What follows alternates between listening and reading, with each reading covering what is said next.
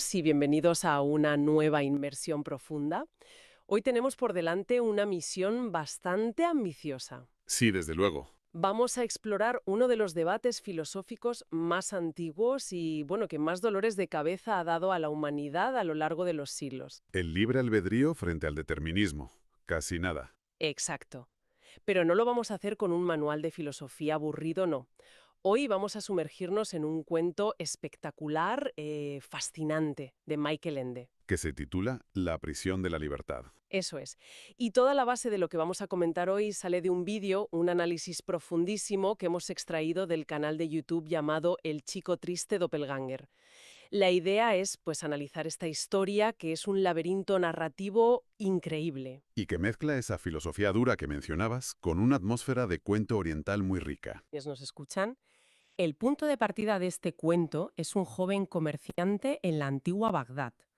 Un chaval que es arrogante a más no poder. Sí, tiene un ego bastante inflado. Totalmente.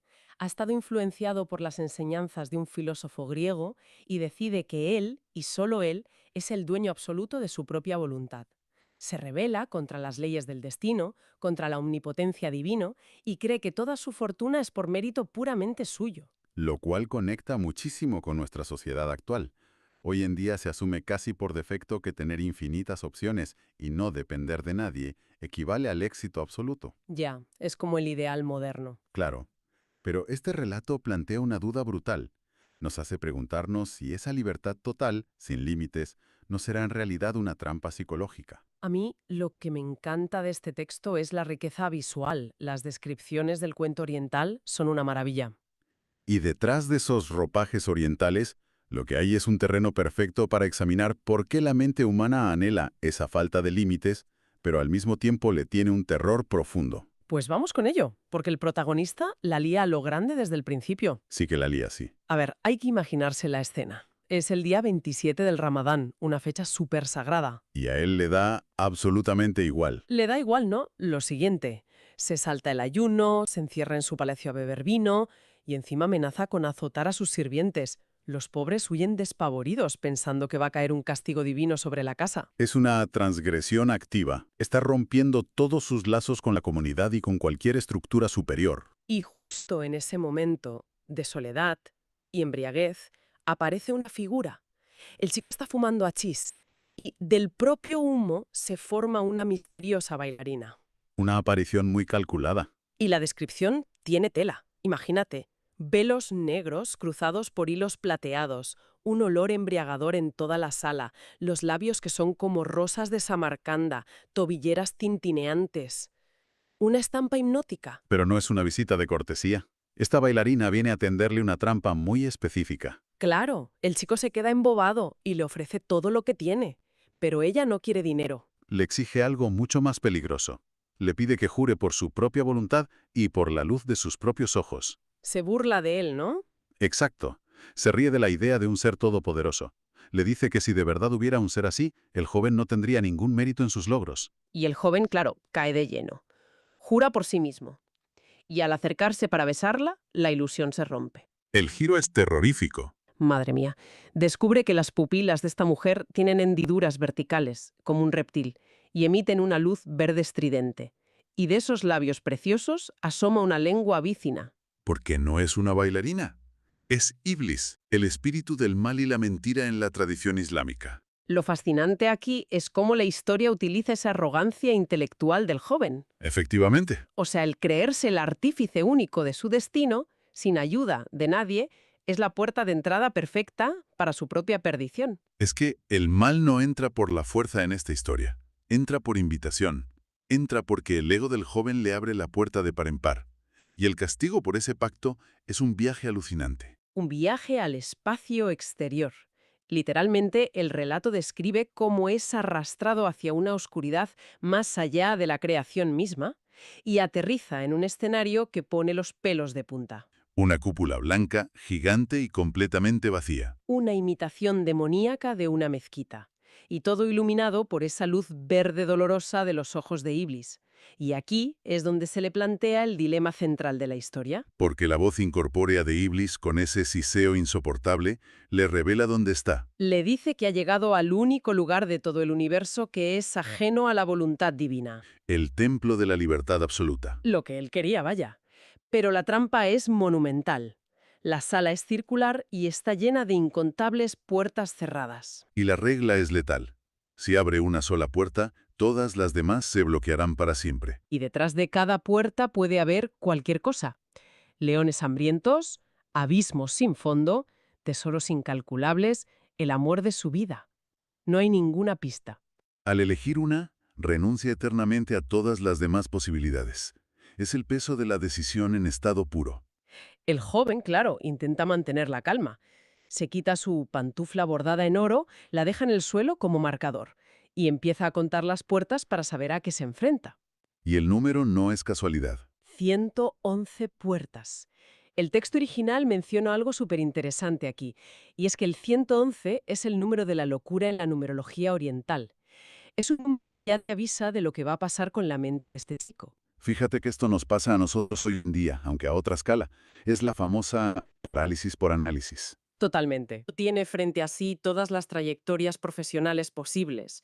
O algo más mundano. Te sientas frente a un catálogo infinito de películas en una plataforma y la presión de tomar la decisión perfecta acaba por impedir que tomes ninguna decisión. Te pasas la noche navegando por el menú y no ves nada. Exacto. Pues imagina eso, pero sabiendo que detrás de una puerta hay un foso de leones y no puedes equivocarte. Ante esta situación, el protagonista intenta usar la lógica. La lógica que aprendió de su maestro griego. Sí, empieza un combate verbal con la voz incorpórea. Intenta atraparla. Le dice que si la voz dice la palabra no, entonces tiene que ser alguien, y no nadie, como afirmaba la voz. Intenta usar silogismos para romper las reglas de ese espacio. Y aquí es donde la cosa se pone realmente interesante, porque la voz no entra al juego limpio. Retuerce cada argumento hasta vaciarlo de significado, El análisis de nuestra fuente describe esto con un término muy preciso. Lo llama el método del moscardón. que suena desquiciante. Es una tortura psicológica brillante. No causa ningún daño físico, pero enloquece a la víctima por su pura tenacidad. Es como una mosca que te ronda. Cuando intentas espantarla, lo único que consigues es darte un golpe a ti mismo. Te obligas a golpearte en tu propio intento de defenderte. Eso es.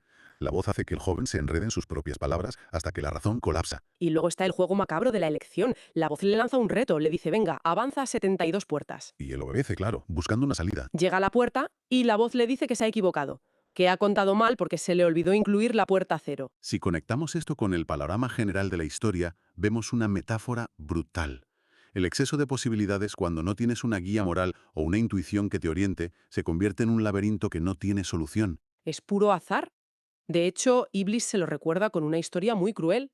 Le dice que los planes humanos son ciegos. La historia del hombre que huye a una isla. ¿Sí? Alguien que huye a una isla remota para escapar de su asesino y resulta que al llegar allí cae directamente en los brazos de esa misma persona que le iba a matar. Le está demostrando que su supuesta voluntad infalible no es más que una ilusión. Y el tiempo en esa cúpula empieza a hacer estragos. Es una parálisis que lleva a la decadencia. El tiempo pierde el sentido. No sabe si han pasado días o años. Físicamente queda destrozado. Su cabello se vuelve completamente blanco y la luz verde acaba por hacerle perder la vista. Y la desesperación le lleva a buscar patrones secretos en cualquier sitio. En cualquier sitio, literalmente. Se obsesiona con la disposición de la comida mágica que aparece e incluso, y esto es muy fuerte, intenta leer el futuro en sus propios excrementos. Busca cualquier mínima clave que le ayude a decidir qué puerta abrir. Es la pérdida total de la dignidad en pos del control absoluto. El análisis cita aquí una analogía brillante de la filosofía clásica, que es el concepto del asno de Buridán. El asno de Buridán, como se le conoce en Occidente, ¿verdad? Exactamente. Es un animal que está situado exactamente a la misma distancia de dos montones de heno idénticos.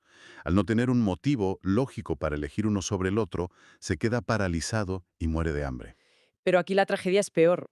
El sufrimiento de este joven es infinito porque en esa cúpula no puede morir. Está condenado a dudar para siempre. Hasta que empieza a ocurrir algo inesperado. Las puertas empiezan a desaparecer. Lentamente. Sí, Pasan de ser 84 a solo 2, luego a una, y finalmente el muro queda completamente liso. Ninguna puerta. Y la reacción del protagonista no es de pánico por haber perdido sus opciones. Para nada. Siente un alivio inmenso. Y aquí hay una cita del análisis que me parece crucial para entender todo esto. Que la libertad absoluta es la falta absoluta de libertad. Esa es. La indiferencia total hacia su destino termina reemplazando al miedo paralizante del principio. Ya no hay decisiones que tomar, ya no hay responsabilidad. Y entonces, tras ese abandono de la voluntad, el protagonista despierta. Regresa al mundo real. Pero despierta como un mendigo, viejo, ciego y cubierto de polvo, sentado a las puertas de la ciudad de Bagdad. Atrás quedó el joven arrogante. De hecho, adopta un nuevo nombre, Se llama Inshallah. que significa si Dios quiere. Es la aceptación definitiva. Y aquí llegamos a la resolución filosófica, porque resulta que este mendigo le ha estado contando toda esta historia al califa en persona. Y el califa, claro, se queda maravillado. Es una historia que te cambia la perspectiva. Le ofrece al mendigo un regalo, cualquier cosa que desee. Pero Inshallah lo rechaza sonriendo. Le dice que no necesita nada, porque ya posee lo más valioso del mundo. Esa paz interior que da la aceptación. Pero el cuento no acaba simplemente ahí. El califa se queda dándole vueltas al asunto, se gira hacia su visir y le plantea una duda tremenda sobre la paradoja de la omnipotencia. Esto plantea una pregunta importante. El califa pregunta, oye, ¿mintió Iblis sobre ese lugar? ¿De verdad existía un lugar en el universo que fuera totalmente ajeno a la voluntad divina? Es que, si Dios es omnipotente, ese lugar no debería poder existir. Y la respuesta del visir es impecable. Le dice que Iblis ni mintió ni dijo la verdad, porque si ese lugar de vacío existe, existe única y exclusivamente por voluntad divina. Su ausencia es su presencia. Exacto. Incluso el mal, incluso la insurrección de Iblis, sirven al orden inescrutable del universo. Nada escapa verdaderamente a ese orden. Es una bofetada de humildad monumental. Y el detalle final del relato es precioso. El califa hace una reverencia solemne ante el mendigo, pero se marcha sin darle ninguna limosna. Ha entendido que no la necesita. Y a pesar de quedarse solo en el polvo, el mendigo, inshallah, sonríe. Una sonrisa de verdadera libertad.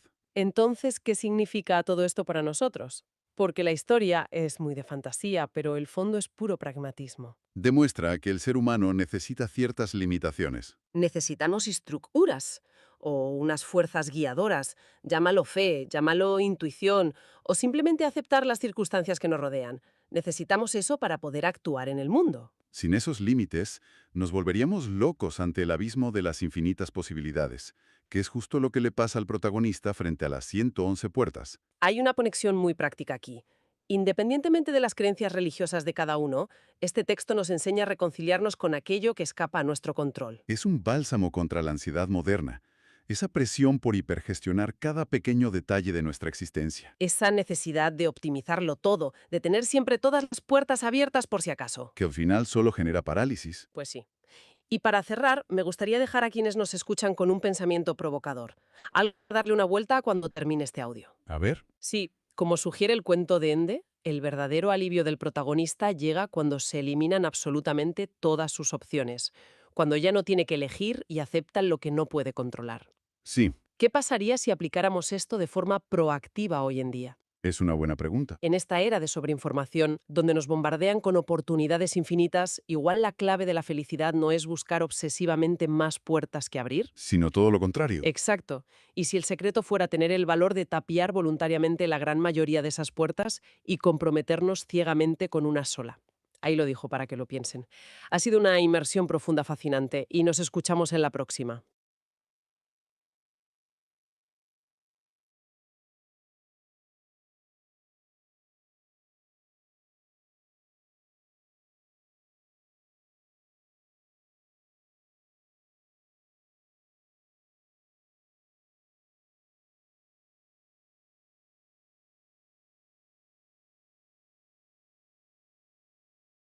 ¿Qué le ocurre a la mente humana cuando delega sus decisiones morales, su aprendizaje y hasta su curiosidad a una máquina que jamás ha sentido dolor, alegría o la más mínima duda existencial? Madre mía, es que esa es la gran pregunta, ¿verdad? la que flota sobre todo este incesante ruido en el que vivimos hoy en día. Totalmente. Porque, a ver, basta con abrir cualquier portal de noticias para encontrar visiones completamente utópicas, promesas de que la inteligencia artificial resuelve absolutamente todos los problemas de la especie. Sí, sí, el país penal algorítmico. Pero por otro lado, abundan las predicciones apocalípticas que aseguran nuestra inminente obsolescencia. Exacto. Ah, parece que solo existe el blanco o el negro, o la salvación absoluta o el fin del mundo. Y francamente, ese ruido ensordecedor no ayuda a nadie. Y ese reduccionismo es precisamente el obstáculo principal para comprender la magnitud de la revolución actual.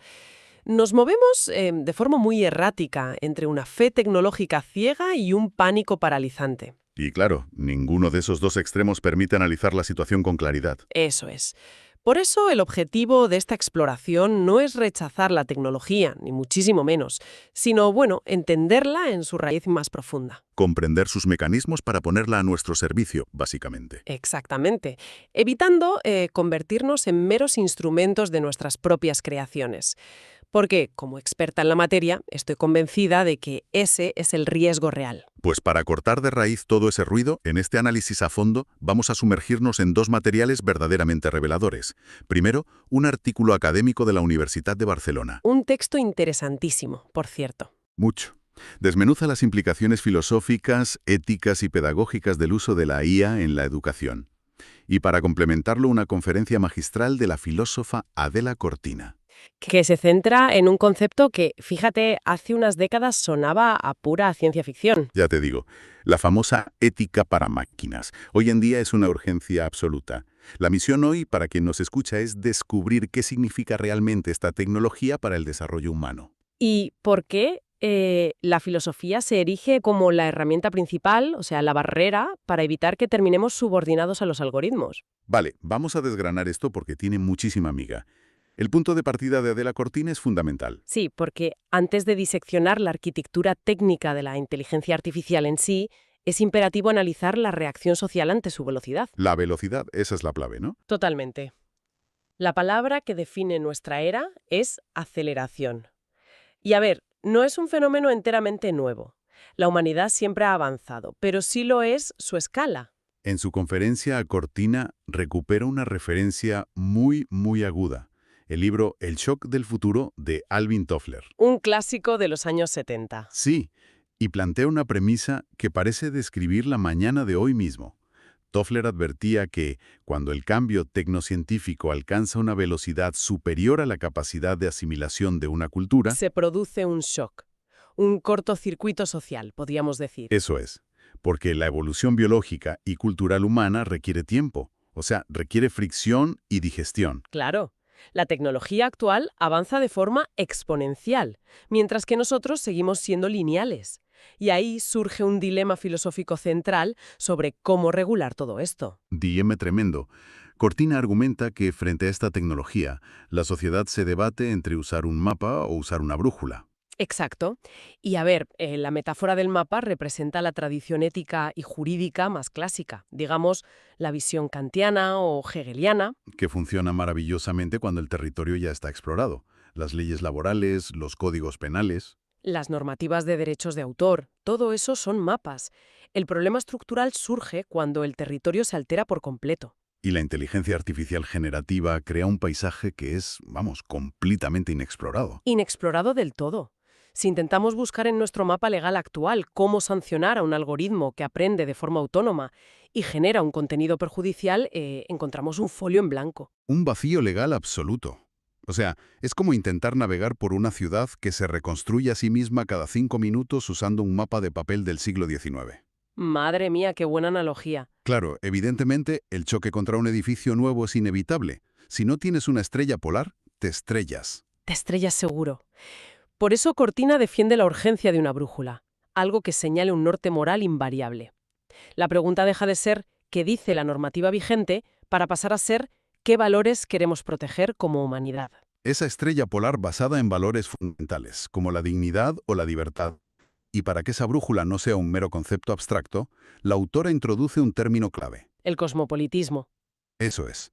¿Y qué implica exactamente en este contexto? Pues implica fijar un acuerdo global sobre ese norte moral. O sea, la ética no puede ser local cuando la tecnología es global. Totalmente lógico. Si carecemos de un consenso internacional sobre los límites de la máquina, caeremos en lo que se denomina determinismo tecnológico. Es decir, que la sociedad terminará adaptando sus valores a las capacidades de la máquina. Exactamente. En lugar de diseñar la máquina para que respete los valores de la sociedad, que es lo que deberíamos estar haciendo. Pero claro, para diseñar la máquina correctamente, el primer paso lógico es perderle el miedo irracional. Ah, el famoso miedo. Sí, en los textos se menciona al investigador Storr Hall, que aboga por acabar con la frankenfobia. ¡Qué término más brillante! La frankenfobia. Es que es tal cual, ese terror ancestral a crear un monstruo de Frankenstein que, inevitablemente, se volverá contra su creador. Es un sesgo psicológico poderosísimo. Muy poderoso. Y la mejor manera de desactivar ese miedo es, bueno, encender la luz y examinar cómo funciona realmente esta tecnología. Desmitificar al monstruo. Eso es. Según los textos analizados, la inteligencia artificial se divide en 3 categorías muy específicas. La primera es la superinteligencia. Que engloba a esas entidades hipotéticas superiores al ser humano, ¿no? Al estilo de HAL 9000. O la famosa singularidad que algunos teóricos predicen para el futuro, sí. Pero a ver, esa primera categoría es hoy por hoy pura especulación. Ciencia ficción, vaya. Totalmente. Es una narrativa frecuentemente impulsada por intereses financieros para atraer capital, pero carece de base real en el presente. Vale, entonces pasamos a la segunda categoría, que es la inteligencia general. Concebida como un sistema capaz de replicar la versatilidad cognitiva humana en múltiples dominios. O sea, una IA que piense y razone como un humano de verdad en cualquier tema. Exacto. Y a ver, los laboratorios trabajan incansablemente en ella, pero sigue sin existir, lo cual nos deja con la tercera categoría, que es la fundamental hoy. La inteligencia especial o estrecha. Esa es.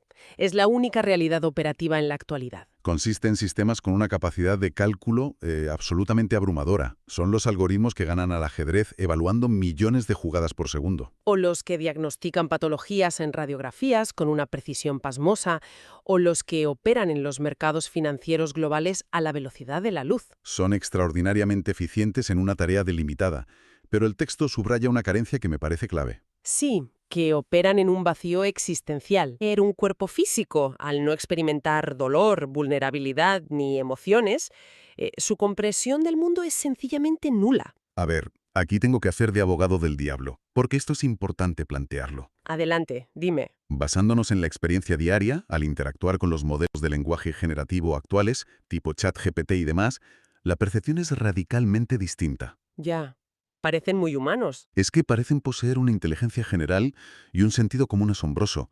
Siguen el hilo de conversaciones complejas, captan la ironía, a veces hasta son supereducados, con una elocuencia que supera la de muchos interlocutores humanos. Lo fascinante aquí es la brecha abismal entre la ilusión de comprensión y la comprensión genuina. La ilusión, o sea, es un truco de magia. Exactamente. El artículo de la Universidad de Barcelona recurre al filósofo Byung-Chul Han para explicar este espejismo. La IA no piensa en el sentido humano porque carece de un mundo. Carece de un mundo. Me gusta esa expresión. Solo procesa hechos predeterminados a nivel estadístico. La amabilidad, la ironía o el aparente sentido común de un modelo de lenguaje no emanan de la empatía. Ni de la experiencia acumulada de vivir en sociedad, claro. Para nada. Emanan de un cálculo probabilístico masivo que determina qué palabra tiene la mayor probabilidad matemática de seguir a la anterior. Basándose en miles de millones de textos humanos digeridos previamente. O sea, es estadística pura. Estadística pura y dura. La máquina simula maravillosamente la forma del lenguaje, pero no experimenta su contenido. No vive. Y esta desconexión radical con la experiencia vital tiene ramificaciones inmensas. Especialmente cuando introducimos esta tecnología en el ecosistema donde se forman las mentes. El sistema educativo, el aula. Aquí es donde la cosa se pone realmente interesante. Porque al introducir máquinas de cálculo masivo y carentes de experiencia vital en las aulas, se altera la estructura misma del aprendizaje humano. Totalmente. La postura del artículo de la Universidad de Barcelona es tajante en este punto. La prioridad debe ser la humanización de la tecnología. Evitando a toda costa la tecnologización del humano. Eso es. La educación no es un mero trasvase de datos de un disco duro a un cerebro. O sea, no somos ordenadores. Es un proceso profundamente relacional. Porque la pedagogía lleva siglos demostrando que la relación educativa es el motor del desarrollo cognitivo y moral. Y los autores fundamentan esto en dos referentes ineludibles, Sí, el primero es Martin Buber. quien establece una distinción vital entre experiencia y relación, ¿verdad? Exacto. La experiencia, en la filosofía de Buber, es un acto utilitario e interno. Es interactuar con un objeto para extraer un beneficio. Lo que él categoriza como la relación yo-ello. Así es. En contraste, la relación auténtica, la que transforma y forma al individuo, es el yo-tú. El encuentro entre dos subjetividades plenas, dos humanos. Exactamente. Y la inteligencia artificial, sin importar cuál sofisticado sea su código, pertenece ineludiblemente a la categoría del ello. Siempre será un objeto. Y el segundo pilar conceptual proviene de Vygotsky. Ah, sí. Y su énfasis en la vivencia. El desarrollo de funciones psicológicas complejas, o sea, el criterio ético, la empatía o la resiliencia ante la frustración, no se descarga de una base de datos. Como un humano reacciona ante un dilema. Interpretando el tono de voz de un profesor, compartiendo el espacio físico. A ver, la tecnología es una herramienta formidable para extender contenidos o resumir bibliografía. Eso es indudable. O agilizar labores administrativas de los profesores, que buena falta hace. Totalmente. Pero si se utiliza para sustituir el tiempo de relación entre educador y educando, se atrofia el desarrollo de características que son, pues, intrínsecamente humanas. La analogía perfecta para ilustrar este riesgo, y yo como presentador me quedé muy sorprendido al leerla, es el uso del sistema GPS al aprender a conducir. Es que el mecanismo de atrofia es idéntico. Piénsalo. Al utilizar un GPS, el conductor llega a su destino de manera rápida, eficiente y sin errores. Sin perderse jamás. Pero al delegar la tarea de mapear el entorno a un satélite, el cerebro deja de construir mapas espaciales internos. Nunca se desarrolla un sentido de la orientación propio. ¿Y si un día el dispositivo se apaga o te quedas sin batería? El conductor está completamente perdido. Pues en el ámbito educativo y moral ocurre exactamente lo mismo. O sea, la presencia humana real actúa como una mediadora que exige al alumno orientarse en la complejidad emocional e intelectual. Y delegar esa mediación a una pantalla altera la arquitectura mental de quien está en pleno desarrollo. Y claro, esa pérdida de orientación propia abre la puerta a un problema filosófico mucho más profundo y, diría yo, peligroso. La mutación de nuestra relación con la verdad. Y con el esfuerzo intelectual. El artículo introduce las reflexiones del filósofo Eric Sadin. Que advierte sobre dos poderes inmensos que ejerce esta tecnología sobre la psique humana. El primero es el poder Kairos. Kairos, en la antigua Grecia, era el momento oportuno. O sea, la IA tiene la capacidad de anticiparse a nuestros deseos a través del análisis de datos, ofreciendo exactamente el estímulo adecuado en el momento preciso. Crea una burbuja perfecta, libre de fricción. Y el segundo poder, que este me da más escalofríos, es la potencia aleteica. Aletheia significa verdad o desocultamiento. Es el poder de la máquina para enunciar afirmaciones con una pátina de verdad absoluta. Y la mecánica de esta potencia aleteica es sutil, pero peligrosísima. Mucho. Como la máquina se expresa con una sintaxis perfecta, con un tono neutro, aséptico y desprovisto de dudas, Que te lo dice súper convencida. claro, el cerebro humano tiende a otorgarle una autoridad epistémica casi divina.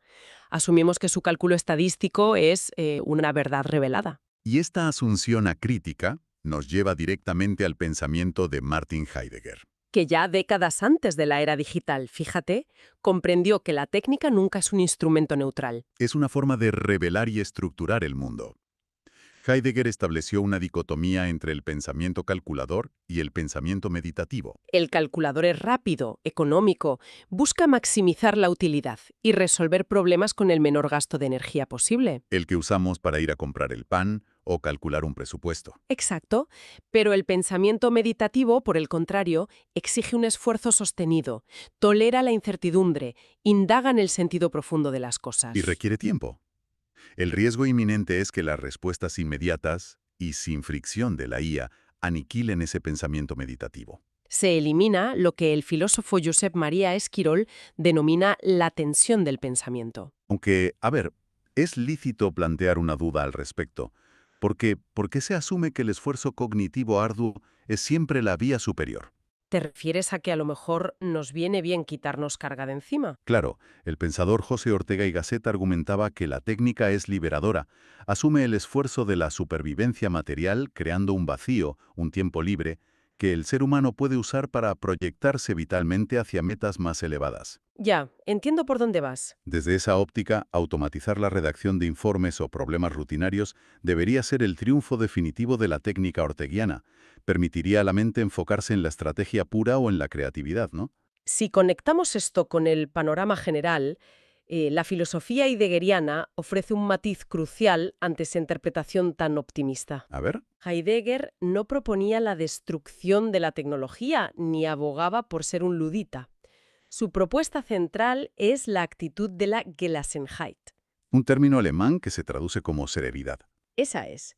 Esta serenidad consiste en la capacidad de decir sí a la tecnología, aprovechando sus ventajas prácticas Pero indudables. simultáneamente la firmeza y la libertad intelectual para decir no. Exactamente. Es la capacidad de mantener una distancia crítica. El peligro no reside en utilizar un algoritmo para ahorrar tiempo en tareas mecánicas. Sino en delegar la comprensión del mundo.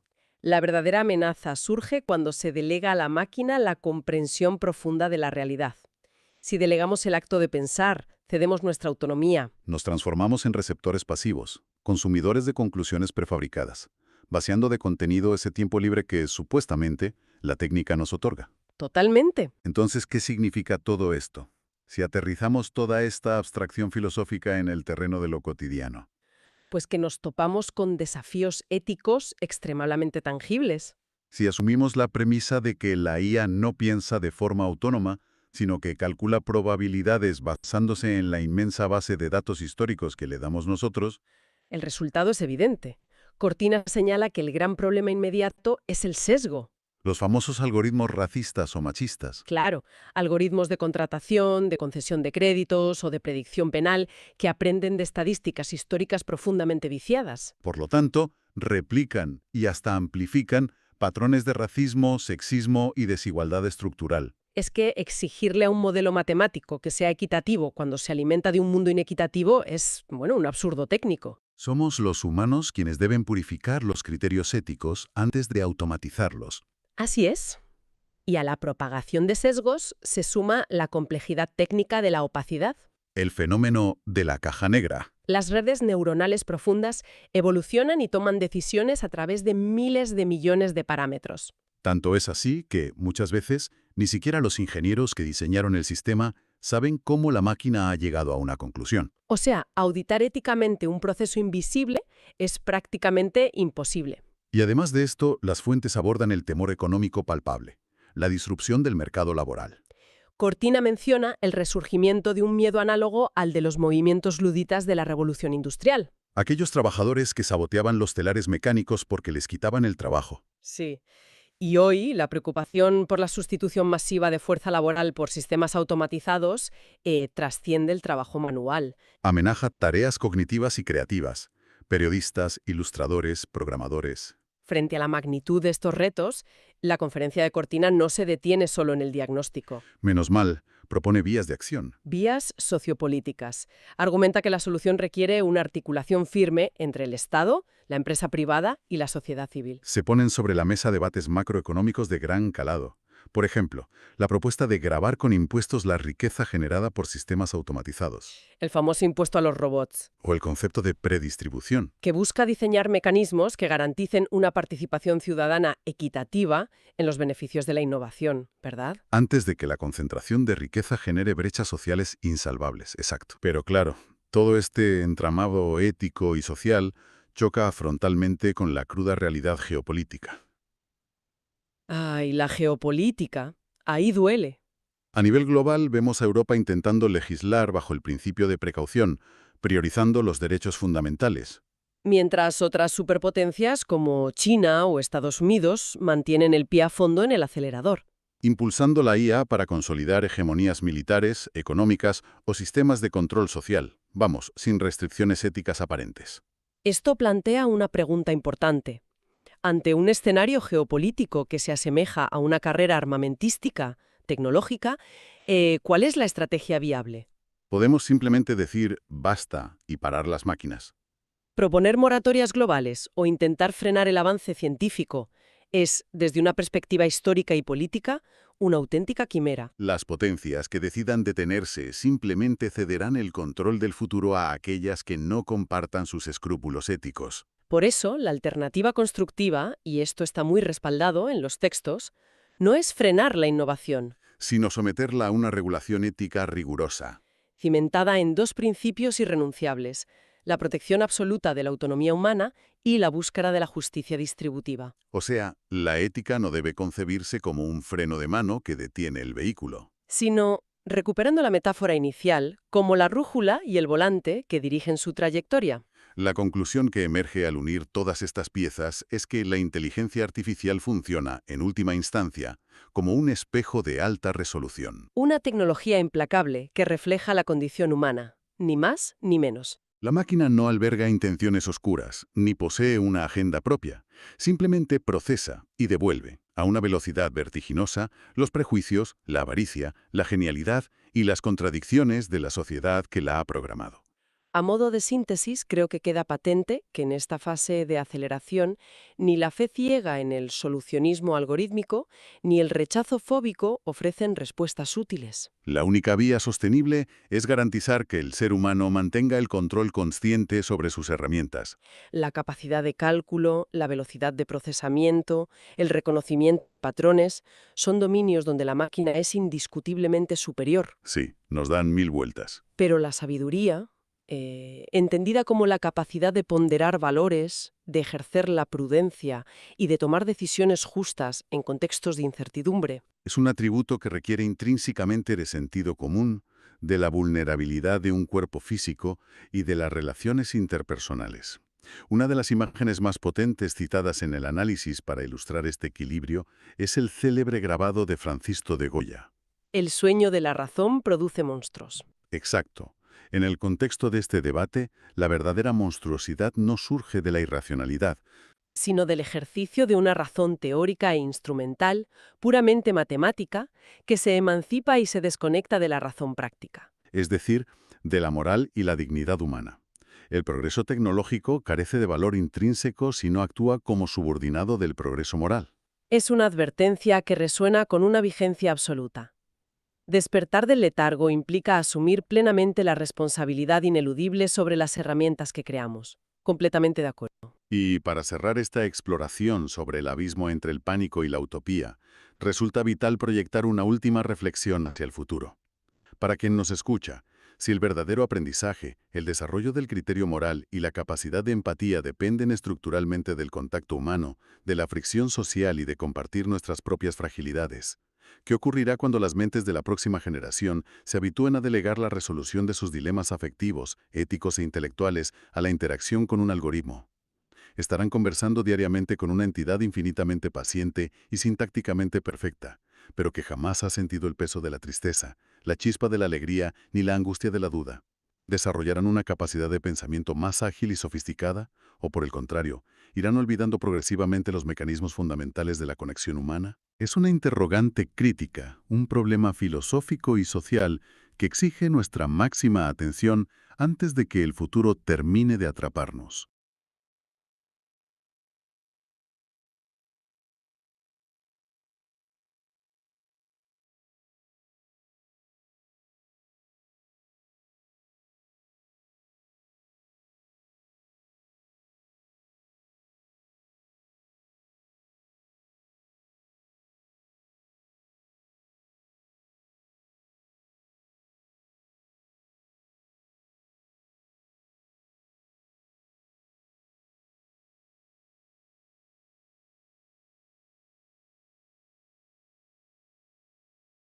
Hola y bienvenidos a una nueva inversión a fondo. Hoy vamos a hacer un viaje mental directo a París, 1 de febrero de 1978. Una época y un lugar fascinantes, desde luego. Totalmente. Imagina el anfiteatro del prestigioso Collège de France. está absolutamente a reventar. O sea, hay gente sentada en los escalones, apoyada en las paredes, un montón de grabadoras de casete apiladas en la mesa del profesor. Sí, sí, la expectación era máxima. Y allí está Michel Foucault, que en ese momento es probablemente el pensador más famoso de Francia. Está en medio de su clase semanal y todo el mundo espera que dicte cátedra con una seguridad aplastante. Y de repente, Se atasca. exacto, se atasca, se da cuenta en pleno directo de que las palabras que está usando pues no le sirven para explicar el problema que tiene en la cabeza. Y en ese preciso instante, frente a cientos de personas, improvisa. Inventa un concepto que, bueno, que terminará cambiando la filosofía moderna. Es una escena increíble.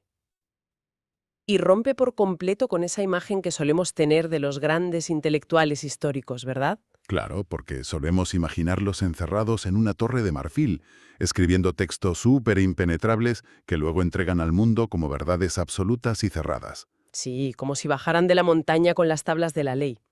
Y a ver, Foucault es mundialmente famoso por sus libros, obras densas, monumentales, que desnudaron las dinámicas de poder ocultas en los manicomios, en las prisiones, en la historia de la sexualidad. Exacto. Pero hay una faceta casi secreta de este pensador. Y justo de eso trata nuestra inmersión a fondo de hoy. No vamos a diseccionar al Foucaultor de superventas académicos, sino que vamos a entrar en ese anfiteatro abarrotado. Vamos a analizar al Foucault profesor. Y para lograrlo, nos apoyamos en un documento que, la verdad, es verdaderamente revelador. Es un artículo titulado Foucault Profesor, publicado en la revista Educación y Pedagogía por el investigador Carlos Ernesto Noguera Ramírez. Un texto interesantísimo, ¿eh? Sí, la premisa central del texto es que si solo leemos los libros de Foucault, nos estamos perdiendo la verdadera sala de máquinas de su cerebro. Pues nuestra misión hoy, para quienes nos escuchan, es precisamente adentrarnos en esa sala de máquinas. Queremos descubrir cómo el aula, ese espacio que solemos asociar con la simple repetición de datos, no era para él un lugar para lucirse. No, en absoluto. Era su taller, su cocina. Eso es, el lugar donde las ideas cobraban vida, o fallaban, o se transformaban. El objetivo es que, al terminar este análisis, cualquiera que nos esté escuchando y que haya pasado por un aula o un curso de formación, reconsidere por completo qué significa enseñar, aprender y pensar. Fíjate que hay una ironía maravillosa en el punto de partida del artículo. Hablamos del hombre que dedicó su vida entera a desenmascarar cómo las instituciones ejercen el control sobre nosotros. Las escuelas, las universidades, estaban en el centro de su diana crítica. Exacto. Y sin embargo, cuando le preguntaban por su profesión, solía rechazar cualquier etiqueta grandilocuente. Él decía, no soy un escritor ni un filósofo, soy un profesor. Lo cual resulta súper chocante, francamente. Lo fascinante aquí es cómo la reciente publicación de las grabaciones de sus cursos ha arrojado luz sobre esto. Son 14 años de clases ininterrumpidas dictadas cada miércoles entre enero y marzo, desde el 70 hasta el 84. Madre mía, 14 años de grabaciones inéditas casi. Eso es. Y estas cintas, publicadas décadas después de su muerte, han sacado a la luz algo que el artículo llama una fase menor y transitoria de su pensamiento, algo que sus libros ocultaban. Vale, vamos a desgranar esto de la fase mayor y menor. Porque para entender a este Foucault profesor hay que entender la enorme diferencia entre lo que publicaba y lo que hablaba en voz alta, ¿no? Así es. Los libros representan la fase mayor. Son productos terminados, pulidos, con conclusiones claras y una estructura lineal. Están dirigidos a un público anónimo. Lo que compras en la librería y ya está listo para consumir. Claro, pero los cursos representan la fase menor. Son difusos, provisorios, llenos de vacilaciones. Foucault cambiaba de idea de una semana a otra. O sea, podía decir, la semana que viene hablaré de esto. Y luego, si te he visto no me acuerdo. Literalmente. Encontraba un hilo del que tirar que le parecía más interesante y cambiaba todo el rumbo sobre la marcha. A ver, si me permites una analogía musical, creo que leer sus libros es como poner en casa el disco de estudio de una gran banda. Está perfectamente mezclado, masterizado, sin un solo error. Me gusta por dónde vas. Pero escuchar las transcripciones de esas clases es como colarse escondidas en el local de ensayo. Le ves probar un acorde, darse cuenta de que no funciona, tirar la partitura y componer un puente nuevo en tiempo real, sudando la gota gorda. Es una analogía muy precisa. Y la genialidad no reside en que fuera una improvisación descuidada, sino en lo que el artículo llama la presión productiva. Claro, el investigador a menudo puede quedarse atascado en su despacho, dando vueltas en círculos él solo. Exacto. Al leer sus cursos como libros cerrados, nos perdemos el proceso. Los esquemas didácticos de Foucault no eran resúmenes para que los alumnos aprobaran un examen. Eran herramientas de investigación para él mismo. Totalmente. Al intentar hacer visible un problema para el público, Foucault se lo hacía visible a sí mismo. Pues si el aula era su taller de ensayo, la pregunta es qué tipo de herramientas se inventaban allí. Y eso nos lleva de vuelta a la anécdota con la que abrimos esta inmersión. Ese 1 de febrero del 78. Exacto. Hablemos de ese momento. La presión de tener que explicar algo frente a un auditorio le obliga a crear un concepto nuevo. Es un momento clave. Él está impartiendo un curso llamado oficialmente Seguridad, Territorio, Población. Su objetivo es entender el poder del Estado, Ajá. pero se da cuenta, en plena elaboración de la clase, de que analizar el Estado como un monstruo monolítico que oprime desde arriba, pues no le sirve para explicar cómo se controla realmente a la gente en el día a día. Claro, porque el poder no es solo un policía dándote con una porra, es mucho más sutil. Exactamente. ¿Cómo explicas ese arte de gobernar, de dirigir las conductas desde múltiples frentes? No tiene una palabra para eso. Y ahí es cuando se saca de la manga el término gubernamentalidad. Eso es. Y fíjate que él mismo reconoce en directo que es un nombre muy feo, un palabro, pero confiesa que su curso debería llamarse así. Un momento, quiero hacer de abogada del diablo aquí. Porque se supone que el experto que se pone al frente de un aula ya tiene las respuestas. ¿Me estás diciendo que este gigante de la filosofía estaba investigando y aprendiendo durante la clase? Si conectamos esto con el panorama general, vemos que el esquema didáctico le obliga a eso, a visibilizar fallos, y para lograrlo usaba un método muy específico que el artículo llama desplazamiento. El desplazamiento. Esto me parece súper útil para cualquiera que intente resolver un problema complejo. ¿Cómo funcionaba? Pues consiste básicamente en dejar de mirar las cosas desde dentro de su propia lógica. Por ejemplo, si quería entender el manicomio, lo normal sería estudiarlo desde dentro de la medicina, ¿no? Claro, ver los diagnósticos, los tratamientos psiquiátricos. Pues él hace un desplazamiento hacia el exterior. Deja de mirar el diagnóstico y analiza las tecnologías de poder en la sociedad. ¿Quién decide qué es ser normal? O sea, pasa del interior de la institución al exterior de las relaciones de poder. En lugar de mirar los barrotes de la prisión, mira cómo la sociedad entera se ha vuelto disciplinaria. Exacto. Y para nombrar esas nuevas realidades que ve desde fuera, necesita inventar palabras sobre la marcha, como la gubernamentalidad o el régimen de veredicción en su clase sobre biopolítica. O ese otro concepto temporal brutal que cita el documento, el de contraconducta, porque él se negaba a usar palabras viciadas como disidencia o insurrección. Sí, porque insurrección suena a asalto armado, y disidencia convierte la resistencia en una identidad estática. Y Foucault quería centrarse en la acción, no en la identidad. Nuestra audiencia. A ver, dime. Para cualquiera que nos escuche, esta forma de dar clase, un profesor que duda, que inventa, que cambia el temario, puede resultar rarísima. Sentimos que la educación no debería ser así. Y el artículo explica perfectamente de dónde viene esa extrañeza.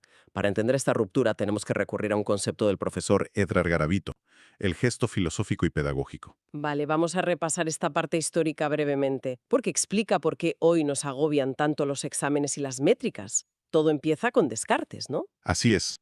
Descartes inaugura la modernidad con la razón y la duda metódica. Su equivalente pedagógico, el que traduce esto al aula, es Comenio, con su famosa didáctica magna. La didáctica magna, que estableció enseñar es ir de lo simple a lo complejo, de lo conocido a lo desconocido. Un método ordenado, secuencial, diseñado para no perderse. Y esto lo seguimos sufriendo hoy. Que nos escuche y haya hecho un módulo de formación corporativa donde no puedes pasar de pantalla hasta probar un test, está sufriendo la resaca de Comenio. Esa obsesión por el conocimiento empaquetado. Totalmente. Luego llega Kant, que trae la crítica, y después Nietzsche, que trae la voluntad de poder y el martillazo a los ídolos de la razón. Y Foucault adopta ese gesto de Nietzsche, pero enfocándose en el bloque saber-poder. Exacto. Su actitud filosófica es buscar lo impensado, salir de la comodidad. Por tanto, su categoría pedagógica no puede ser la didáctica tradicional de Comenio. Es lo que el autor llama la pesquisa, la investigación. Eso es. No busca llevar al estudiante hacia un conocimiento cerrado. Aquí es donde la cosa se pone realmente interesante. En el documento mencionan una imagen, una foto bajo el epígrafe de educación artística. Sí, una imagen muy evocadora. Se ve a un grupo de personas en un espacio abierto, de pie, interactuando libremente con unos círculos dibujados en el suelo. Es el contraste perfecto. La educación tradicional es sentarse en filas mirando a la nuca del compañero para memorizar. Y la pedagogía de Foucault es ese espacio abierto y experimental, sin un mapa predefinido. Porque, y cito literalmente a Deleuze hablando de Foucault en el texto, pensar no es conocer. Esa frase es la piedra angular de todo esto. Pensar no es conocer. Suena profundo, pero bajémoslo a tierra para la audiencia. Deleuze dice que pensar es doblar el afuera hacia el adentro. Te propongo una analogía a ver qué te parece. Venga, dispara. Imagina que tu cerebro es un mueble archivador. Conocer es recibir un documento nuevo, aprenderte las capitales de Europa o el reglamento de la empresa, y meterlo en una carpeta. Ajá, acumulas datos. Exacto, el archivo crece, pero el mueble sigue siendo igual. Eso es conocer. Pero pensar, Foucaultianamente, sería encontrarte con un documento que no cabe en ninguna carpeta. Algo de la fuera, algo que rompe tus esquemas. Una anomalía. Y doblar el afuera hacia el adentro sería forzar a tu archivador mental a romperse y deformarse para poder procesar esa nueva realidad. Madre mía. O sea, puedes pasarte la vida acumulando diplomas y rellenando carpetas sin haber pensado ni un solo día de tu vida. Es una afirmación dura, pero sí. Foucault no quería darles carpetas a sus alumnos, quería forzar sus cerebros a abandonar lo familiar. Pero claro, si su objetivo no era que los alumnos memorizaran datos, entonces, ¿cuál era su relación con las decenas de personas que iban a verle cada miércoles? Llegamos a la paradoja más grande. Sí, la del profesor egoísta. Porque Foucault no era un profesor constructivista preocupado por los objetivos de aprendizaje de sus estudiantes. Hay una cita del 7 de enero del 76 que Estela les dice a sus alumnos, básicamente, yo les presento mis pistas, mis instrumentos de investigación.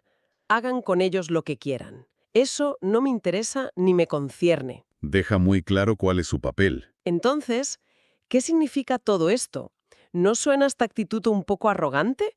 ¿O es, paradójicamente, la mayor muestra de respeto hacia la libertad del estudiante? Esto plantea una pregunta importante sobre el verdadero rol de la educación.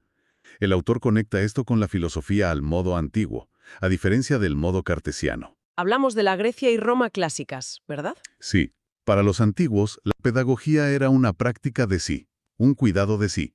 Foucault daba clase para transformarse a sí mismo éticamente. O sea, no enseñaba para llenar cabezas ajenas, sino como un ejercicio espiritual propio. Exacto. Pero en la filosofía antigua, el cuidado de sí requiere un maestro.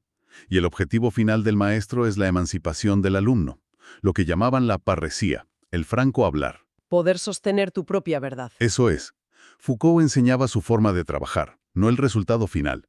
El auditorio funcionaba como lo que Deleuze llama un intercesor. Un catalizador, digamos. Una presencia física necesaria para que Foucault pusiera en escena sus ideas y se expusiera. Claro, ofrecía sus herramientas en directo para que los demás pudieran desarrollar sus propios ejercicios espirituales. Es como si un chef estrella Michelin te invita a su cocina no para darte la receta exacta y que la copies, sino para que le veas cocinar un plato nuevo en directo. Exactamente. Ves cómo duda con la sal, cómo cambia el fuego, te enseña su actitud ante los fogones y luego te señala las herramientas y te dice, ahora cocina tú lo que quieras. Una metáfora perfecta de lo que era su gesto pedagógico. Bueno, menuda inmersión hemos hecho hoy. Foucault nos demuestra que aprender de verdad no es descargar información en un cerebro pasivo, es un combate, una pesquisa hacia lo desconocido. Y una herramienta para transformarnos. Para cualquier persona que nos escuche y se sienta asfixiada por manuales corporativos o sistemas educativos rígidos,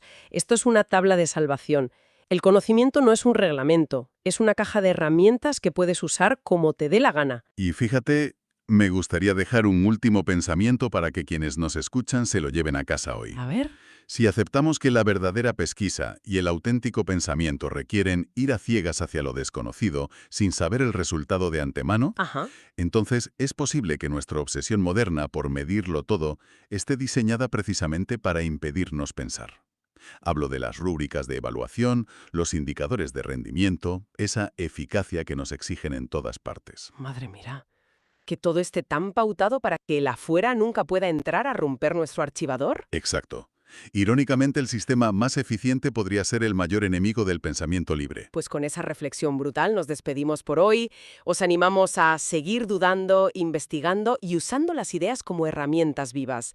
Muchas gracias por acompañarnos y hasta la próxima inversión a fondo.